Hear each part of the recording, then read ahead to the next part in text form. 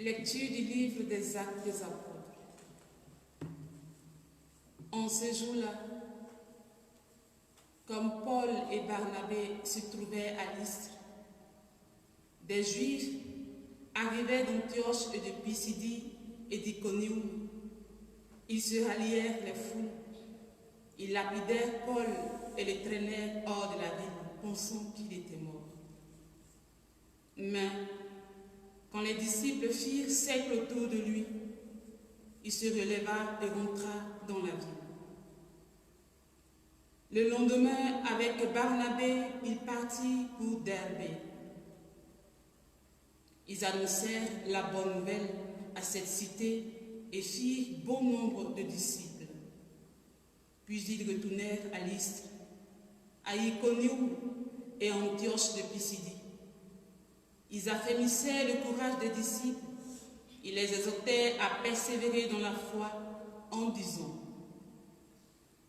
il nous faut passer par bien des épreuves pour entrer dans le royaume de Dieu. Ils désignèrent des anciens pour chacune de leur église, et après avoir prié et jeûné, ils confièrent au Seigneur ces hommes qui avaient mis leur foi en lui. Ils traversèrent la Pisidie et se rendirent en Pamphylie. Après avoir annoncé la parole aux gens de Perge, ils descendirent au port d'Atalia et s'embarquèrent pour Antioche de Syrie, d'où ils étaient partis. C'est là qu'ils avaient été remis à la grâce de Dieu pour l'œuvre qu'ils avaient accomplie. Une fois arrivés, ayant réuni l'Église, ils rapportèrent tout ce que Dieu avait fait avec eux et comment il avait ouvert aux nations la porte de la foi. Ils passèrent alors un temps avec les disciples. Parole du Seigneur. Que tes amis, Seigneur, annoncent la gloire de ton règne. Que tes amis, Seigneur, annoncent la gloire de ton règne. Que tes œuvres, Seigneur, te rendent grâce, et que tes fidèles te bénissent. Ils diront la gloire de ton règne, ils parleront de tes exploits. Ils annonceront aux hommes tes exploits, la gloire et l'éclat de ton règne. Ton règne est règne éternel, ton empire pour les âges des âges. Que ma bouche proclame les louanges du Seigneur, son nom très saint, que toute chair le bénisse, toujours et à jamais.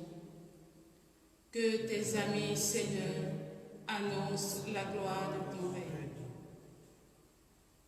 Alléluia, Alléluia, Alléluia, Alléluia, Alléluia, Alléluia, Alléluia, Alléluia.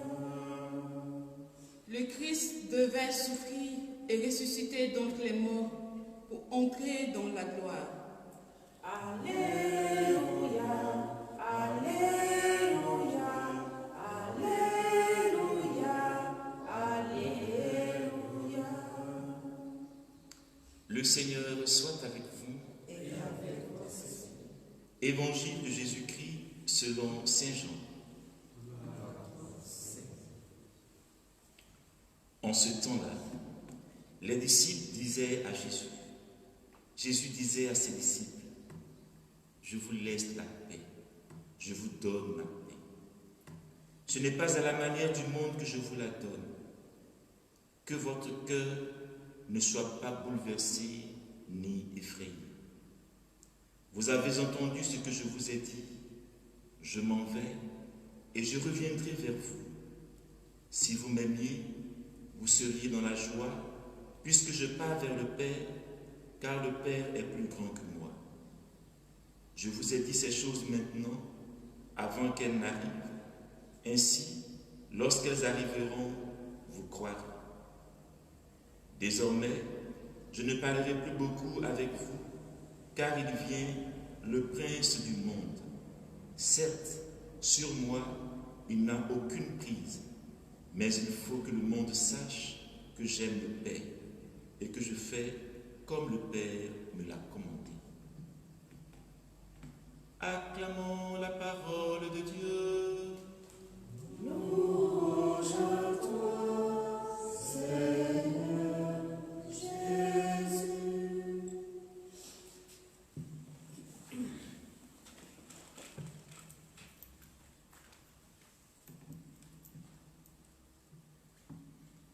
Aujourd'hui, la liturgie nous propose aussi de faire mémoire de Nérée et l'autre nom m'échappe. Et Achille, voilà, très bien. Qui en fait, selon la tradition de l'Église, ont été des soldats sous Dioclétien et qui ont participé en fait au martyre des chrétiens. Et c'est en voyant la façon dont les chrétiens tenaient ferme dans leur foi qu'ils se sont convertis. Et finalement, eux-mêmes ont été décapités. Je commence par leur vie, comme pour nous faire comprendre que notre marche à la suite du Christ ne nous fera pas faire l'économie de tout ce qui est difficulté. Si donc le sang des martyrs est la semence des chrétiens, toute souffrance que le chrétien subit, offert à Dieu, devient aussi le lieu de l'émergence ou de la propagation de la foi. En effet, dans la première lecture que nous avons entendue, tirée donc du livre des Actes des Apôtres, Paul, dans son élan missionnaire, se retrouve flagellé et laissé pour mort au nom de la parole de Dieu. Mais quand il se relève, il ne se décourage pas. Il continue de répandre la parole de Dieu à temps et à contre-temps. Oui, sa persévérance nous interpelle, nous, chrétiens d'aujourd'hui. En fait, Paul aujourd'hui, dans cette première lecture, pour ma part, m'interroge. Jusqu'où suis-je persévérant? Car il arrive que nous prenions des coups au nom de notre foi, que nous prenions des coups dans nos familles, que nous prenions des coups par rapport à notre santé, que nous prenions des coups au niveau spirituel, que nous prenions des coups au niveau moral. Mais Paul, avec tous ces coups, a continué à avancer. De cette première lecture, frères et sœurs, je voudrais nous inviter à une seule chose, à la persévérance. C'est par votre persévérance que vous serez sauvés, nous dira le Seigneur Jésus. Dans l'Évangile, aujourd'hui, Jésus dit à ses disciples, « Je vous laisse la paix et je vous donne ma paix. » Pourquoi Jésus laisse-t-il sa paix aux disciples? Là, nous nous trouvons au chapitre 14 et il annonce son départ. Les disciples sont troublés, ils ont peur, comme nous aussi, qui passons par des moments troubles au niveau de notre société. À nous, le Seigneur dit aujourd'hui, je vous laisse la paix et je vous donne ma paix. Mais ce n'est pas à la manière du monde que je vous la donne. Alors la question que nous allons nous poser, de quelle manière Jésus nous donne-t-il sa paix? Cette paix vient de la confiance que nous avons en lui. Car le même Jésus nous dira que voici, que désormais je ne parlerai plus beaucoup avec vous, car il vient le prince de ce monde. Certes, il n'a aucune prise sur moi, mais il faut que le monde sache que j'aime le Père. Ce qu'il dit, c'est que le malin, le prince de ce monde, ne peut pas avoir le dessus sur lui. Et nous, notre Père, vient du fait que celui que nous suivons est au-dessus du prince de ce monde. Oui, quelles que soient les difficultés, quels que soient les moments par lesquels nous passons, celui derrière qui nous marchons est plus grand, est plus fort que nos difficultés, est plus fort que tout ce que nous allons pouvoir traverser. C'est cela la paix que le Seigneur nous donne.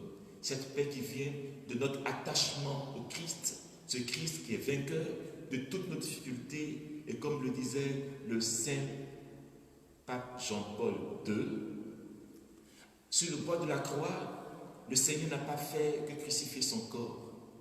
Non, avec sa crucifixion ont été crucifiés nos soucis, nos maladies spirituelles, nos maladies physiques et nos maladies morales. Tout cela a été crucifié sur le bois de la croix pour qu'en ressuscitant, nous puissions nous aussi revivre à une vie nouvelle. Puis cette Eucharistie nous ensemencer pour que nous soyons des hommes et des femmes appelés à manifester le rayonnement de ce Dieu qui est mort, qui est ressuscité et qui est vivant pour les siècles.